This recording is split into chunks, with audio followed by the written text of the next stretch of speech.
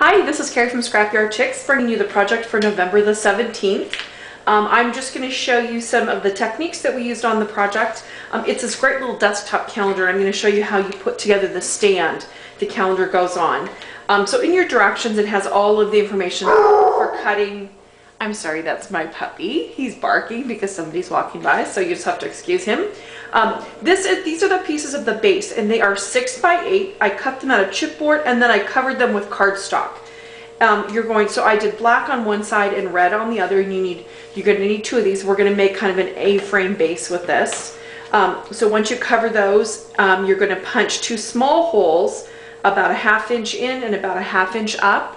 I use the 1/8 inch punch with my Crop-A-Dile, so we'll go through all my layers. So you're going to punch the corners, and then what I did is I matched that up with the other piece so that it would be the same. And then you're also going to punch 3 holes across the top. And this is 8 inches across, so I punched 1 at 4, 1 at 2, and 1 at 6. So they're just 2 inches apart. You don't want to go all the way to the outside because the pages are just slightly smaller. So you want to make sure that you're not going all the way out to the edge. You could also bind this with a cinch or with a bind-it-all. So you're going to punch the 2 small holes on the bottom corners, and you're going to punch 3 larger holes, the 3/8 inch hole up at the top. And then what I did is, I'm going to show you how you put together the A-frame. So this is a 6 by 8 chipboard covered with cardstock. Put that off to the side. This is a 4 by 8 piece of cardstock.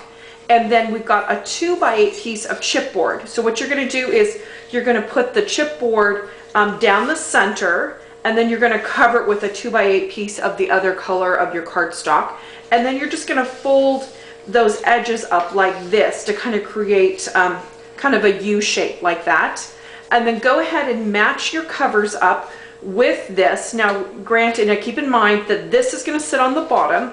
So when you match it up, go ahead and do it like this. So that way it will match like this. You don't want to be matching it going the other way like this. So make sure when you're matching your holes up, and then go ahead and punch those coordinating holes on your support piece. And then what we're going to do is we're going to take some brads, and we are going to thread a brad from the outside through the support piece, and we are just going to secure that down, and we're going to do that on all 4 corners. Okay, so we have got 4, I'm going to use some silver brads. So what I'm going to do is I'm going to secure them from the outside, and then I'm just going to feed that support piece on the inside. Just split the back of that open like that. If your holes are a little bit off, you might need to repunch them. It looks like mine might be just slightly off, but that happens sometimes. I also inked the edges of my chipboard supports. I didn't paint them. You could definitely paint those if you wanted to. And I put this flap on the inside, so it just shows as just the black. My pages are going to hang like this, and I thought it would be really nice to just have it be black. You could actually do a color here. You could do rub-ons or stickers or something like that if you wanted to put the year or something like that. So I'm going to go ahead and keep going. I'm going to put my brads into my other side. So go from the cover and then to the support piece, and just open those up. You're going to repeat that again. So you need 4 brads for this. If you have those long shank brads, those work great. The nice thing about this project is you can actually take the brads, you can open those up, and you can actually fold this closed. So if you're sending this project to someone in the mail, this is an easy one to ship. So then we've got the support piece that looks like this. So the next thing we're going to do is we're going to put our rings on, and I use 1-inch book rings. You can get these from Staples, from scrapbook stores. They're just all over the place. Sometimes you can find them at Walmart and those kinds of places. So I like to put my hinge in between the 2 supports like this, so I don't have that hinge on the outside kind of shifting around. So you're going to go ahead and put those. Okay, so I ran out of camera battery right there, so I have to keep going. So I put the hinge of the ring right in between my supports like this, and I'm just going to continue. I'm going to do that for my 3rd hole as well. And then I'm going to go ahead and feed all of my pages on, starting with the last one.